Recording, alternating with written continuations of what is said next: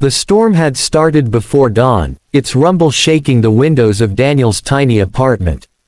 He woke to the sound of wind whipping against the glass and the faint drip of water sneaking through the cracks in the roof.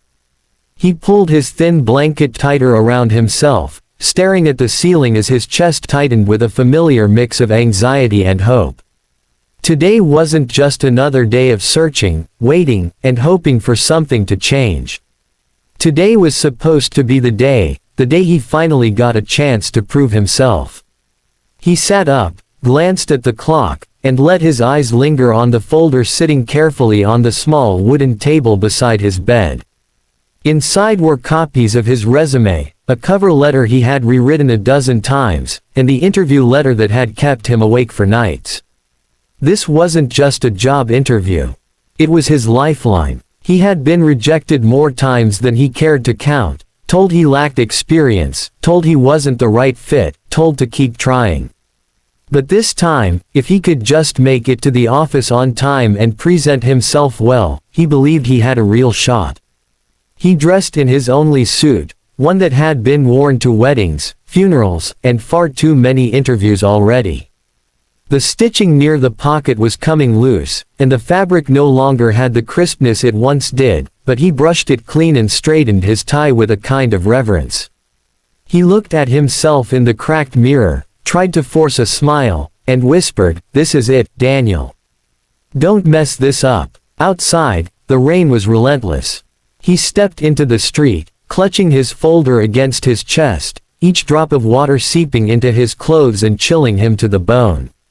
He had no car, no umbrella, and barely enough for bus fare.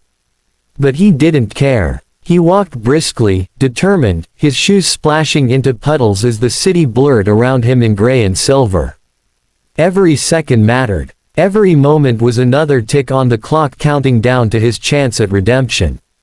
When the bus finally appeared in the distance, he let out a breath of relief.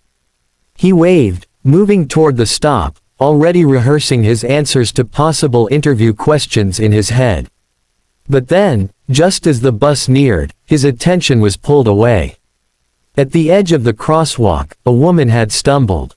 She clutched her ankle, wincing as if in pain, her shopping bag spilling open as the rushing water carried apples and bread into the gutter. Cars honked and swerved, but none slowed.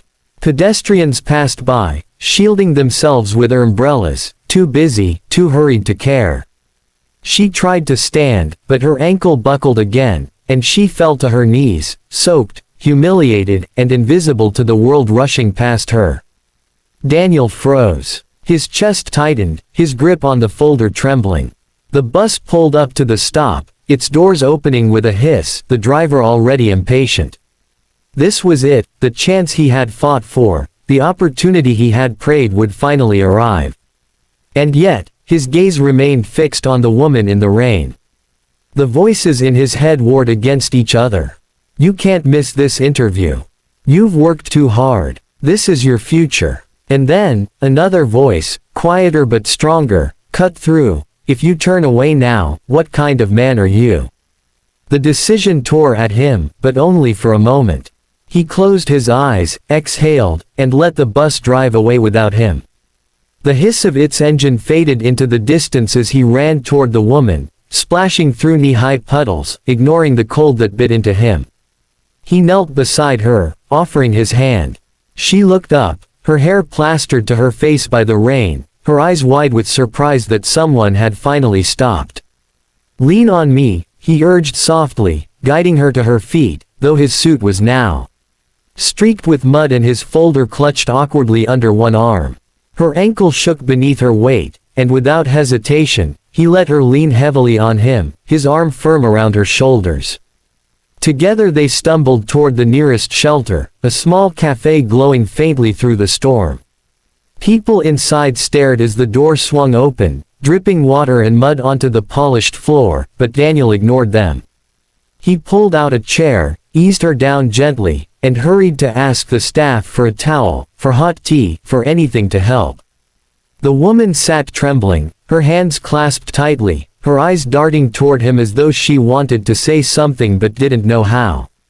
He knelt again, wiping the mud from the groceries he had salvaged, placing them carefully into a bag. His suit was ruined, his hair plastered to his forehead, his folder sagging with water, but still, he smiled at her. "You'll be okay," he said, his voice steady though his heart ached with the weight of what he had just lost. "Let me get you a cab to the hospital. You need to have that ankle looked at." She hesitated, biting her lip as if words hovered on the tip of her tongue. But when the cab pulled up outside, he waved it down, paid with the little cash he had left, and held the door open for her. She slid inside, her eyes lingering on him with a strange intensity, but before she could speak, the driver pulled away. Daniel stood in the rain again, watching the taillights vanish into the storm. Only then did the silence hit him, heavy and suffocating. He turned toward the bus stop, but the next bus wouldn't come for a long while. By the time he finally reached the office, drenched and shivering, the lobby was empty. The receptionist looked up from her desk, her expression soft with pity when he explained who he was. "I'm so sorry," she said. "The interviews ended an hour ago." Her words were like a knife. He thanked her anyway, his voice hollow, and walked back into the rain. The city seemed colder now, harsher, as though mocking him for his choice. His suit clung to him, heavy and wet, and his shoes squelched with every step.